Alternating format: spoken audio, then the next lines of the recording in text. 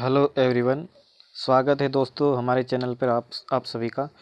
Friends, आज हम एक नदी के एमसीक्यूज देखेंगे और कौन सी नदी के मल्टीपल चॉइस क्वेश्चंस देखेंगे। तो हमारी नदी है चंबल नदी। तो चंबल नदी से और उसकी जो ट्रिब्यूटरीज यानी उसकी सहायक नदियां हैं उनके बारे में एमसीक्यूज देखेंगे।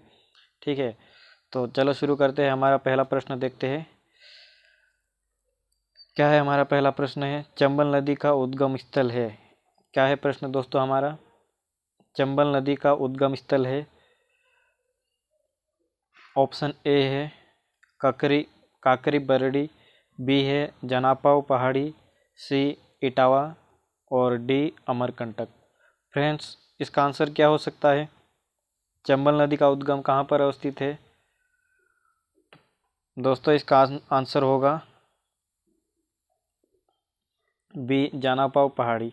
ठीक है, चंबल नदी का उद्गम कहाँ पर है? जनापाव पहाड़ी।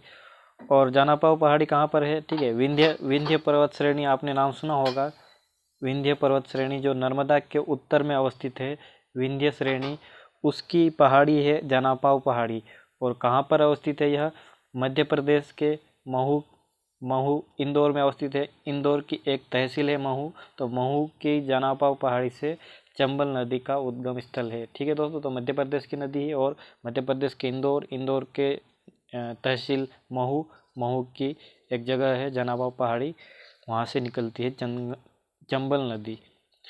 ठीक है दोस्तों, अदर ऑप्शन की बात की जाए, दूसरे ऑप्शंस की बात की जाए तो काकरी बरड़ी छिपरा नदी का उद्गम स्थल है। ठीक है, इंदौर के पास में ही है काकरी बरड़ी, तो छिपरा नदी का उद्गम स्थल है, चंबल नदी का नहीं। और जनापाव पहाड़ी तो ही चंबल का उद्गम। इटावा इटावा चंबल नदी का दी एंड है। ठीक है, तो जो चंबल यमुना में मिलती है, तो यमुना और चंबल का संगम होता है कहाँ पर होता है? इटावा में। तो जो लास्ट बिंदु है चंबल नदी का वह है इटावा में। इटावा यूपी में अवस्थित है। इटावा के नज़दीक चंबल नदी यमुना में मिल जाती है। तो इस तरह से चंबल नदी किसकी सहायक नदी हुई? यमुना नदी की। फिर डी है, डी वाला अमरकंटक था हमारा ऑप्शन। अमरकंटक से दो नदियाँ निकलती है अमरकंटक की पहाड़ियों से, एक तो सोन नदी, दूसरी नर्मदा नदी। ठीक है, नर्मदा नदी इस तरह शॉर्ट में लिख देता हूँ। तो दो नदियाँ निकलती है अमरकंटक की पहाड़ी से। ठीक है फ्रेंड्स, तो हम अगले प्रश्न की ओर बढ़ते हैं। अगला प्रश्न क्या है? चंबल नदी की कुल लंबाई है, the total length of Chambal river. Chambal नदी की कुल लंबाई है। ऑप्शंस क्या है? 965 किलोमीटर, बी 325 किलोमीटर, और सी 1312 किलोमीटर, और डी है 1044 किलोमीटर। तो फ्रेंड्स, क्या आंसर हो सकता है इसका?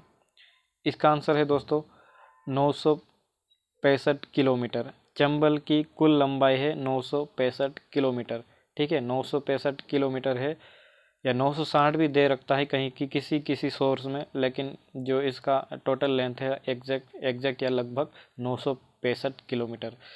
और 325 किलोमीटर इसका मध्य प्रदेश में फ्लो है। ठीक है, एमपी में है 365।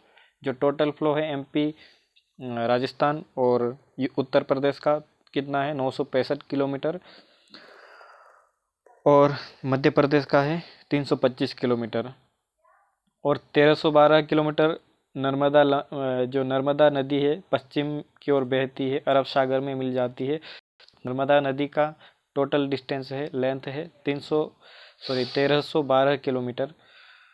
वहीं अगर एमपी में नर्मदा का टोटल लेंथ देखा जाए तो 1077 है। ठीक है, 1077 110,000। ठीक है, 1077 किलोमीटर है मध्य प्रदेश में नर्मदा का।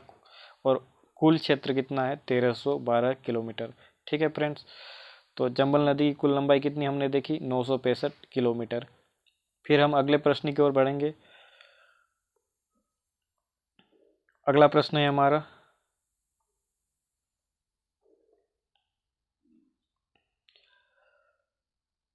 क्या है हमारा अगला प्रश्न? बिहड़ या उत्खात भूमि इस नदी की अनन्य विशेषता है। बिहड़ या उत्खात भूमि इस नदी की अनन्य विशेषता है, या एक्सक्लूसिव जो फीचर है, इसकी विशेषता है, स्पेशलिटी है, किसकी है? बिहड़ किस नदी पर पाए जाते हैं? ऑप्शन क्या है हमारे पास? सोन नदी पर, बी है नर्मदा नदी पर, सी है चंबल नदी पर और डी है क्षिप्रा नदी पर। तो क्या होगा दोस्तों इसका आंसर? इसका राइट आंसर होगा चंबल नदी पर। ठीक है, चंबल नदी कुख्यात है किस लिए? बीहड़ों के निर्माण के कारण। क्यों?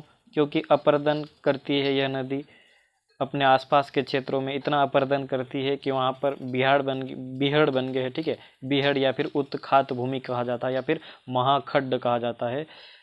तो इन्हें बनाने का कारण क्या है? चंबल रिवर। सोन नदी नहीं बनाती है, नर्मदा भी नहीं बनाती है, क्षिप्रा भी नहीं बनाती है। ठीक है, बीहड़ या फिर इसको अंग्रेजी में रेवाइंस कहा जाता है। ठीक है, रेवाइंस, RAVINES। ठीक है, रेवाइंस ऑफ चंबल या फिर बीहड़ या फिर महाखड्ड या फिर उत्खात भूमि। ठीक है फ्रेंड्स, तो चंबल नदी की विशेषता है चंबल के डाकू कहा जाता है। ठीक है, तो बीहड़ों में डाकुओं के लिए एक सुटेबल सरकम स्टांसेस बन जाता है, यानी उनके लिए एक छुपने के लिए उनकी शरणाई स्थली बन चुकी है बीहड़। तो चंबल नदी के कारण अपरदन होता है, वहाँ बीहड़ बनते हैं। ठीक है, फिर हम अगले प्रश्न की ओर बढ़ते हैं। अरावली रेंज से निकलने वाली चंबल की एक सहायक नदी है। ठीक है, अरावली रेंज से निकलने वाली चंबल की एक सहायक नदी है। क्या है इसकी सहायक नदी? ऑप्शंस क्या है हमारे पास? बनास, बी क्या है माही, सी केन और सोन, डी है सोन। ठीक है फ्रेंड, तो क्या है ऑप्शंस हमारे पास? बनास, माही, केन या सोन। तो दोस्तों इसका राइट आंसर है बनास। बनास रिवर है जो राजस्थान की अरावली रेंज से निकलती है, देन चंबल में मिल जाती है। ठीक है, तो चंबल की एक सहायक नदी है कौन? बनास नदी। और बनास कहाँ से निकलती है? अरावली रेंज। वहीं अगर माही की बात की जाए, माही मध्य प्रदेश के धार जिले से निकलती है। ठीक है, धार विंध्य श्रेणी के उत्तरी ढाल से निकलती है। ठीक है, धार जिले में विंध्य श्रेणी के उत्तरी ढाल से निकलती है माही नदी, देन राजस्थान में जाएगी, देन गुजरात में जाएगी, देन खंबात की खाड़ी में इसका विलय हो जाएगा। और केन नदी कटनी जिले से निकलती है, कैमूर की पहाड़ियों से, कटनी जिले से कैमूर की पहाड़ियों से निकलती है। ठीक है, देन यमुना में विलीन हो जाती है। ठीक है, यमुना की सहायक है केन नदी। फिर सोन नदी, सोन अमरकंटक से निकलती है, जहाँ से नर्मदा निकलती है। तो उसके नर्मदा निकलती है उसके उत्तरी ढाल से। ठीक है, अमरकंटक के उत्तरी ढाल से सोन नदी निकलती है और यह पटना में गंगा में मिल जाती है। ठीक है, अमरकंटक से निकलती है सोन नदी, देन पटना में गंगा से मिल जाती है, गंगा की सहायक नदी है ये। तो इस प्रश्न का आंसर होगा ए, बनास नदी। फिर फ्रेंड्स हम अगले प्रश्न की ओर बढ़ते हैं।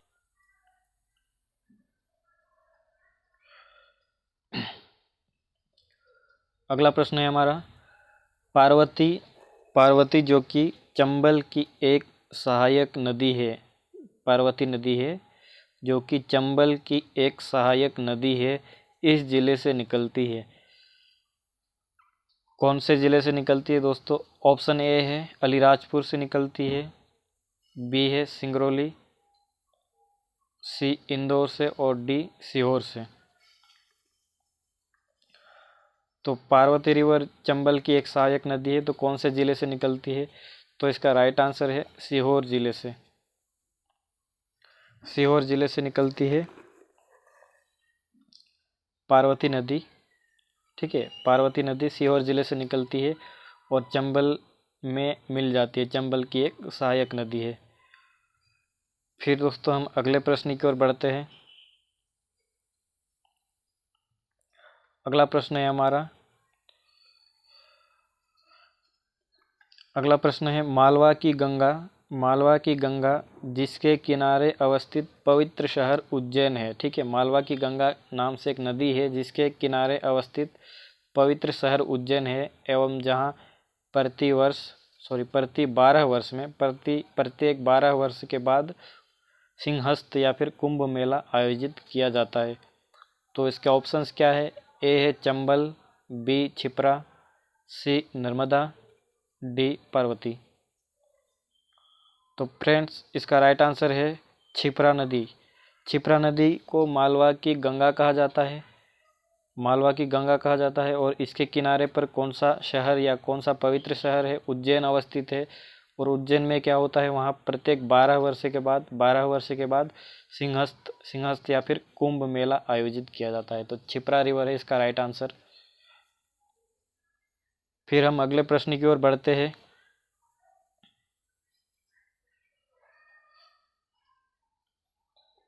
अगला प्रश्न है, तुंबड़ नदी जिसकी लंबाई केवल 30 किलोमीटर है। क्या है? तुंबड़ नदी है जिसकी लंबाई केवल 30 किलोमीटर है, जो कि चंबल की एक सहायक नदी है। तो निम्न जिले में अपवाहित होती है। ठीक है, तुंबड़ नदी है जिसकी लंबाई कितनी है? केवल 30 किलोमीटर, जो कि चंबल की एक सहायक नदी है। तो कौन से जिले में अपवाहित यानी बहती है? ए है नीमच में, बी है मंदसौर में, सी रतलाम में, और डी उज्जैन में। तो दोस्तों इसका राइट आंसर है मंदसौर। मंदसौर में निकलती है तुंबड़ नदी, जिसकी केवल लंबाई कितनी है? 30 किलोमीटर, और चंबल की एक सहायक नदी है। तो मंदसौर में बहती है। ठीक है, मंदसौर में बहेगी, देन मंदसौर में ही इसका दी एंड हो जाएगा। तो एक ही ज़िले में बहती है तुंबड़ नदी, और उस ज़िले का नाम है मंदसौर। फिर दोस्तों हम अगले प्रश्न की ओर बढ़ते हैं। अगला हमारा प्रश्न है, यह चंबल नदी की सहायक नहीं है। चंबल की ट्रिब्यूटरी नहीं है, यानी सहायक नदी नहीं है। इन ऑप्शंस में से ऑप्शन ए है काली सिंध नहीं है क्या, क्षिप्रा नहीं है क्या, पार्वती नहीं है क्या, डी सिंध नहीं है क्या। तो दोस्तों इनमें से जो रिवर काली सिंध रिवर है चंबल की सहायक है, क्षिप्रा नदी भी चंबल की सहायक है, पार्वती नदी भी चंबल की सहायक है, लेकिन सिंध नदी चंबल की सहायक नहीं है बल्कि यमुना की सहायक है। ठीक है, तो सिंध नदी है इसका राइट आंसर, जो कि यमुना की सहायक है। और यमुना की सहायक और कहाँ से निकलती है? विदिशा से। ठीक है, विदिशा से निकलती है, विदिशा से निकलती है सिंध नदी। सिंधु नदी नहीं कहना है, सिंध। ठीक है, सिंध जो कि चंबल की सहायक ना होकर यमुना की सहायक है। और काली सिंध नदी है चंबल की सहायक, क्षिप्रा नदी भी चंबल की सहायक है, और पार्वती भी चंबल की सहायक है। फिर हम अगले प्रश्न की ओर बढ़ते हैं।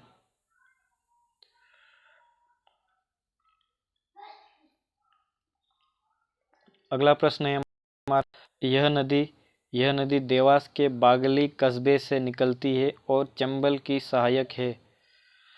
यह नदी देवास के बागली कस्बे से निकलती है और चंबल की सहायक है। ऑप्शंस क्या है हमारे पास? काली सिंध नदी, बी है सिंध नदी, सी है टॉन्स नदी, और डी है नर्मदा। तो फ्रेंड्स देवास के बागली कस्बे से निकलने वाली नदी है जो कि चंबल की सहायक है। कौन सी नदी है? काली सिंध। ठीक है, काली सिंध नदी देवास के बागली कस्बे से निकलती है और चंबल में मिल जाती है। तो इस तरह से चंबल की सहायक नदी हुई। वहीं काली सिंध की बात की जाए तो पिछले प्रश्न में देखा विदिशा से निकलती है काली सिंध नदी, जो कि चंबल की सहायक नहीं है बल्कि यमुना की सहायक नदी है। वहीं टॉन्स नदी की बात की जाए, टॉन्स को तमसा भी कहा जाता है, तमसा। ठीक है, तो तमसा भी कहा जाता है। और टॉन्स नदी कहाँ से निकलती है? सतना से। ठीक है, सतना से निकलती है। सतना की एक फेमस जगह है मैहर, तो मैहर, सतना के मैहर से निकलती है टॉन्स नदी। देन यह गंगा में विलीन हो जाती है। ठीक है, गंगा की सहायक नदी है, ना चंबल ना यमुना बल्कि गंगा की सहायक नदी है टॉन्स नदी। तो मध्य प्रदेश से निकलने वाली दो नदियां हैं जो गंगा में विलीन हो जाती है, यानी गंगा की सीधे सहायक नदी के रूप में कार्य करती है। तो एक टॉन्स नदी है और एक टॉन्स नदी है और दूसरी सोन नदी। तो सोन और टॉन्स नदी है जो कि मध्य प्रदेश से निकलती है और गंगा की सहायक नदी का कार्य करती है या सहायक नदी बन जाती है। ठीक है, नर्मदा की बात की जाए तो अमरकंटक की पहाड़ियों से निकलती है। ठीक है, अमरकंटक की पहाड़ियों से निकलती है और रिफ्ट वैली यानी भ्रंश घाटी से होकर बहती है। फिर हम अगले प्रश्न की ओर बढ़ते हैं। पश्चिमी मध्य प्रदेश की जीवन रेखा के रूप में निरूपित की जाने वाली नदी है। वेस्टर्न मध्य प्रदेश या पश्चिमी मध्य प्रदेश की जीवन रेखा लाइफ लाइन के रूप में निरूपित की जाने वाली नदी कौन सी है? ए है चंबल, बी है छिप्रा, सी है पार्वती और डी है काली सिंध। फ्रेंड्स, इसका राइट आंसर क्या होगा? पश्चिमी मध्य प्रदेश की जीवन रेखा के रूप में निरूपित की जाने वाली नदी कौन सी है? चंबल। ठीक है, पश्चिमी मध्य प्रदेश की जीवन रेखा के रूप में इसको निरूपित किया जाता है, चंबल नदी को। वहीं अगर मालवा की गंगा, ठीक है, मालवा की गंगा किसे कहा जाता है? छिप्रा नदी को। ठीक है, मालवा की गंगा छिप्रा नदी को कहा जाता है। वहीं अगर मध्य प्रदेश की जीवन रेखा कहा जाए, प्रदेश की जीवन रेखा नर्मदा को कहा जाएगा। और वहीं बुंदेलखंड की जीवन रेखा कहा जाए तो बेतवा को कहा जाएगा। क्या? बेतवा को बुंदेलखंड की जीवन रेखा कहा जाएगा। इस तरह से पश्चिमी मध्य प्रदेश की जीवन रेखा चंबल रिवर है। ठीक है फ्रेंड्स, फिर हम अगले प्रश्न की ओर बढ़ेंगे। अगला प्रश्न क्या है? यह दोनों नदियां अपने मध्य भाग में लश्कर का मैदान का निर्माण करती है। यह दोनों नदियां अपने मध्य भाग में लश्कर का मैदान का निर्माण करती है। ऑप्शंस क्या है? गंगा और यमुना, नर्मदा और ताप्ती, चंबल और यमुना, सतलज और व्यास। तो दोस्तों, इसका राइट आंसर क्या होगा? जो दोनों नदियां हैं अपने बीच के मार्ग में लश्कर का मैदान बनाती है, तो राइट आंसर इसका है चंबल और यमुना। ठीक है, चंबल जो कि यमुना की सहायक नदी है, दोनों मिलकर क्या बनाते हैं? दोनों मिलकर क्या बनाते हैं? लश्कर का मैदान का निर्माण करती है। कौन सी नदियाँ? चंबल और यमुना। तो आंसर हमारा राइट हो जाएगा सी। फिर हम अगले प्रश्न की ओर बढ़ेंगे।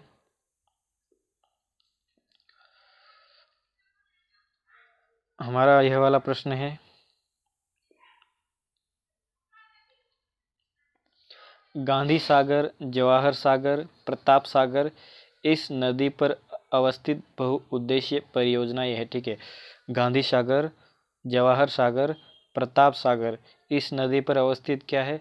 बहुउद्देशीय परियोजनाएं या फिर मल्टीपर्पज प्रोजेक्ट्स है। तो कौन सी नदी पर अवस्थित है? क्या नर्मदा पर अवस्थित है, बी चंबल पर अवस्थित है, सी सोन नदी पर अवस्थित है, डी पार्वती नदी पर अवस्थित है।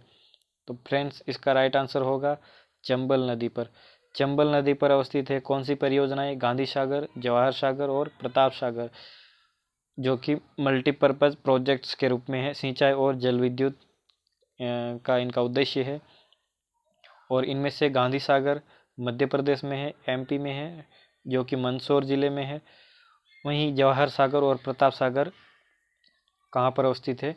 राजस्थान। ठीक है, राजस्थान के रावत भाटा में जवाहर सागर देन प्रताप सागर अवस्थित है। और मध्य प्रदेश और राजस्थान की कैसी है? यह जॉइंट प्रोजेक्ट है, संयुक्त परियोजना है मध्य प्रदेश और राजस्थान की। ठीक है फ्रेंड्स, तो यह इसका आंसर हो जाएगा हमारा बी, चंबल नदी पर अवस्थित है यह दोनों प्रोजेक्ट्स। तो चंबल से संबंधित, चंबल की जो सहायक नदी है और चंबल से संबंधित फैक्ट्स हमने देखे दोस्तों। तो इतना ही था इस वीडियो में हमारा। तो दोस्तों, आपको कैसा लगा हमारा ये वाला एपिसोड, ये वाला वीडियो? अगर अच्छा लगा हो तो हमारे चैनल को सब्सक्राइब कर दें, हमारे वीडियो को लाइक भी कर दें, और अपने जो फेलो एस्पिरेंट है, जो प्रिपरेशन कर रहे हैं, उन लोगों को, आप उन फ्रेंड्स को शेयर कर सकते हैं। तो बने रहने के लिए धन्यवाद। Thank you everyone.